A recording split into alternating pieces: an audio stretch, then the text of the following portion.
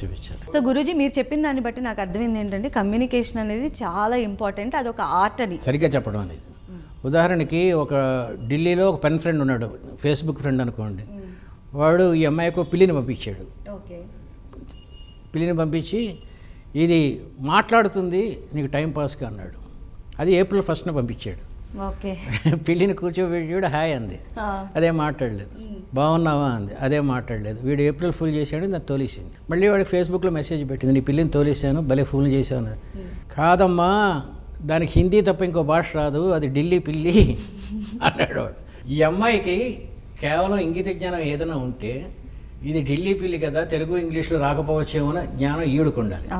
పిల్లికి ఆ భాష తెలిస్తే కనీసం తనకు తెలిసిన భాషలో my సిర్ఫ్ Hindi May Bhi bath కర్తాము కుచ్ అలగ్ నయా ఆతా అని అదన్నా చెప్పాలి.